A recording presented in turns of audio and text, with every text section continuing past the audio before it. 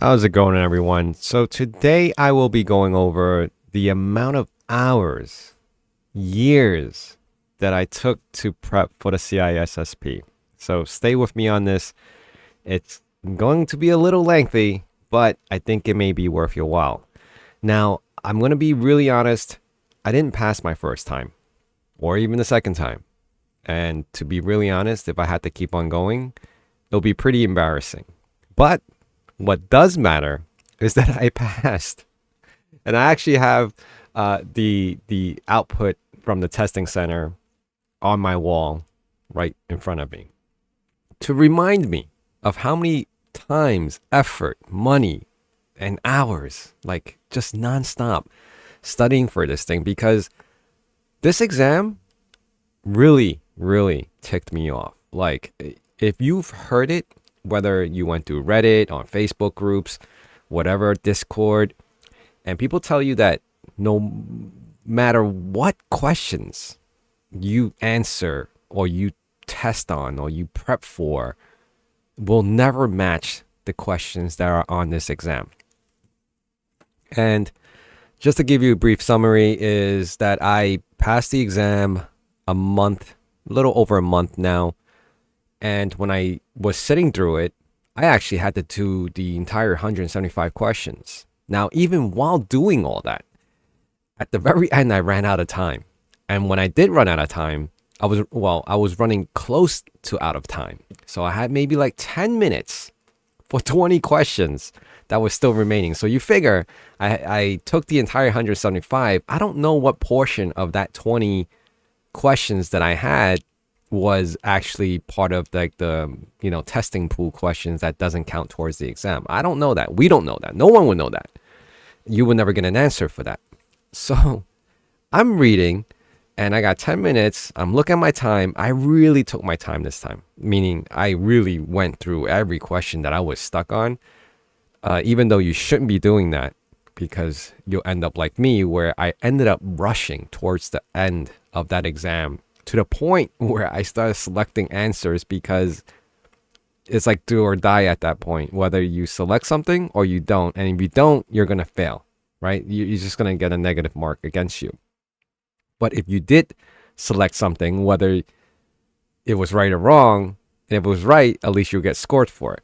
So that was my theory behind that while I was in the exam. And I was running so much out of time that I just started like, oh my God, I couldn't have time to read the question, let alone read the answers that went with that question.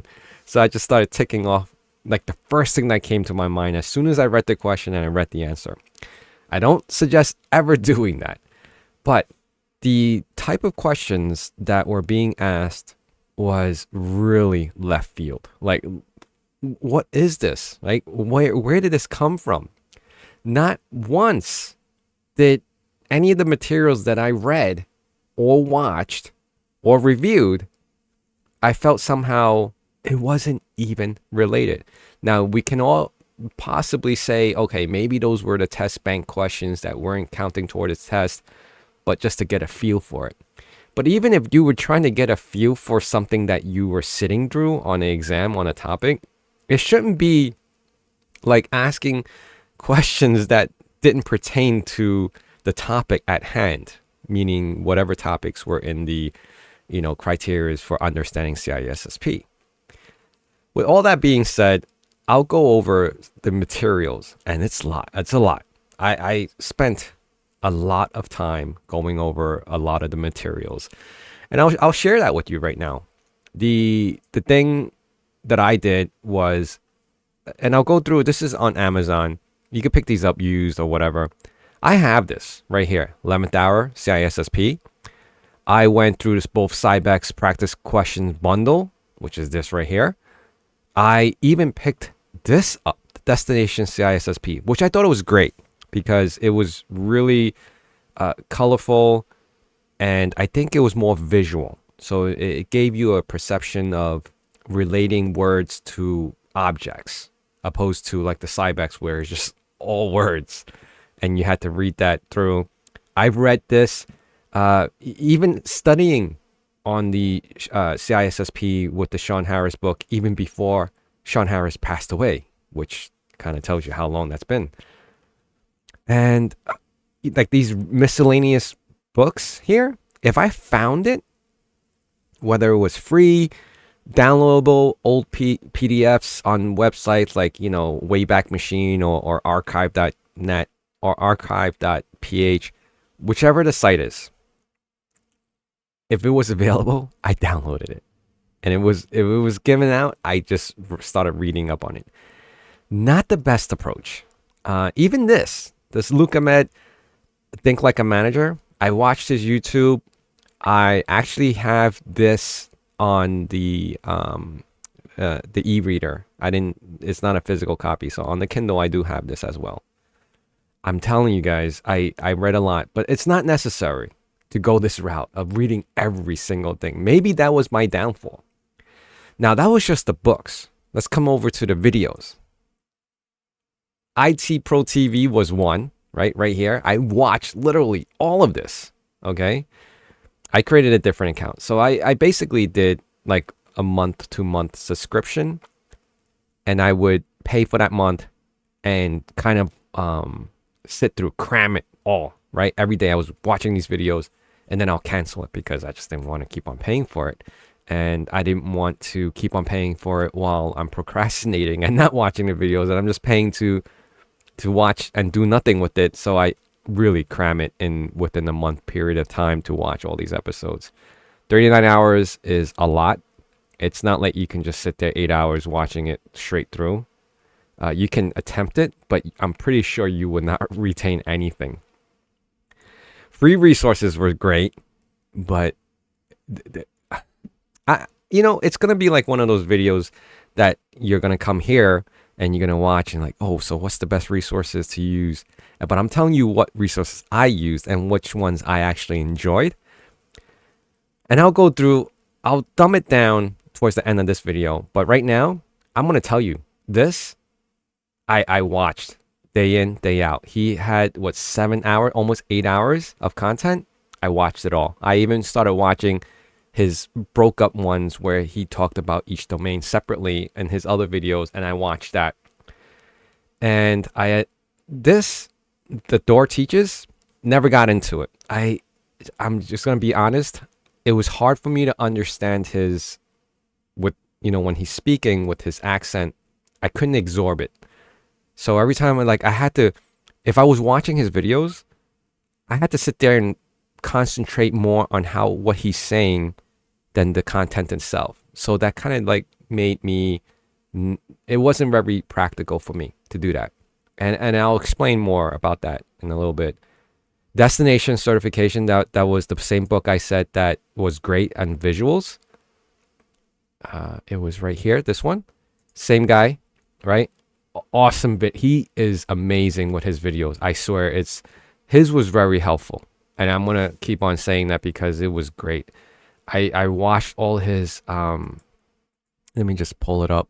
His videos mind maps were just awesome. And he just focuses so much on the CISSP, that he's a great resource. And it's all free. All free. He should be definitely more views, in my opinion, because of what he's been releasing. It's amazing stuff. And I would say, like this InfoSec train I've watched, and there is a lot of YouTubers that are in cybersecurity talking about CISSP. Now I'm one of them. It's great. You can get their opinion on things. You can reach out to them and comment on them and ask them questions. And most of them, if not all, are willing to help you out in that aspect. It's amazing. Mike Chappell even has his whole thing on the Cybex course, LinkedIn Learning, which I've done too. It's crazy. I did a lot. And so let me just sum up my entire resources that I've used. If I had to go back at it again. Actually, let me just show you this picture really quick, because this picture mimicked mine exactly. All these books, whatever I could get my hands on, whether it was ebooks or physical, which I've had. I even had the CISSP dummies and all that. I read.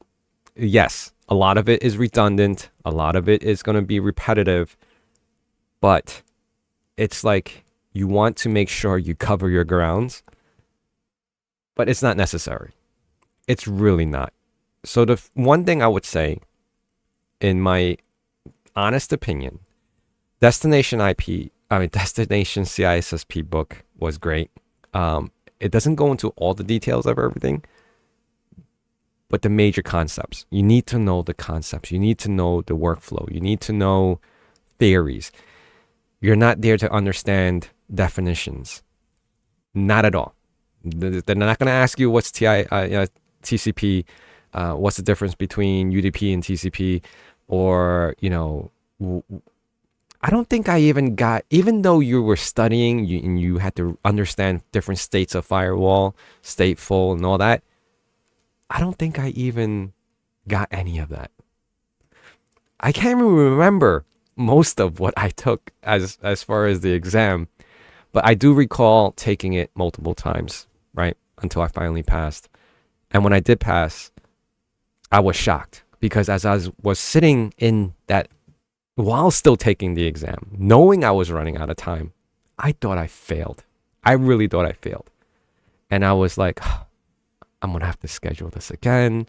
In my mind, even before the test even ended, I was like, I'm going to have to schedule this again. How long do I need to take? What should I be reading again? And I just got up after I clicked off everything. Time literally went out last second. I clicked on the last answer. Like if that was like a dramatic moment in the movie, that right there would have defined dramatic. But I walked out to the front of the room and I was in shock. The lady that handed me my paper, she folded 1/3 of it. She doesn't fold it in half. She folds it 1/3. And it covered the portion where it would read, congratulations or whatever. And she's like, congrats, good luck in your future or whatever. I'm like, congrats. Like, what the hell is she talking about? Like, damn, that's a messed up way of like messing with me, right? And then I looked at it and I was like, holy shit. You know what the first thing I did? I as soon as I went to the elevator banks, I was still in shock. I was sitting down, I'm like, whoa. I'm sitting down, I'm checking it out, and I'm rereading it 2-3 times as if I was reading a question, trying to figure out what the hell they're asking me. But this one wasn't asking me anything. It was telling me something. It said, congratulations. I said, wow. First person I call, not even my wife. First person I called was my endorser. I was like, yo, you got to endorse me. No problem. Can you imagine that? I didn't even call my wife. The first person I called was my endorser. I thought that was pretty funny. But yes, the second person I called was my wife, and I told her, and she was excited as well, very, because she finally realizes that I don't have to read this damn book anymore. Not just one, the multiples that I have all over the house, because it's like whenever I went a certain part of the house, I'll have a certain resources there, and I can just pick it up and look at it on my phone and yeah. Now all my CISSP stuff is all bundled up, tied up, and I have it there as like a souvenir. One of the books I actually sold to a old colleague of mine because they're trying to attempt it, and I know they've been trying to attempt it. And of course, every time when you hear someone that passes the CISSP, your first question to them, especially if you haven't earned it yet, is like, what did you use? How did you study? Right? So I can tell you, there was a period of time when I was studying for this 3-4 hours a night. No joke. And I don't think that's necessary, as long as you space out and you have enough time before the exam. Don't cram a week or 2 or a month. I would say like anything else, like just like losing weight, you need like at least 3 months to kind of get to that level of comfort of understanding what you need to do. Not saying that you need an entire year, but 3-6 months is probably more realistic, especially if you have experience already. If you come in this blind, I would say a year for sure. You really need to know stuff. And when I say stuff, it's like technical aspects of things that you may not think you need it, but you should, right? IP addressing, networking concepts, networking devices, firewalls. And I'm going to end this video now, but I just wanted to give you an idea. There at work, there was my boss that emailed out this gentleman that works for the same company. It's like an auditor, right? No IT experience, no networking, no hardware, nothing. Not enough years of experience in any of that. And they wanted me to sit with him to kind of have him shadow me in my day-to-day because I do have that experience. So long story short is that they need to have that years of experience in certain domains to qualify for the exam. They already passed the exam, but he didn't earn the rights to have that exam because of his lack of years of experience. So that's that. Yeah, that's pretty much it, guys. If you want more information on how I did it, I even made a YouTube channel sitting there just studying. Like it was called Study With Me, like cybersecurity stuff. Different channel, not this one. And I would just sit there for hours reading and reading. It really became I started getting numb, like my mind. Like what don't I know yet in regards to CISSP? That's it, guys. I find it funny now, but during the time it was pretty painful. Thank you. Please remember to hit that subscribe button because it really helps me out, and I'll see you guys again really soon.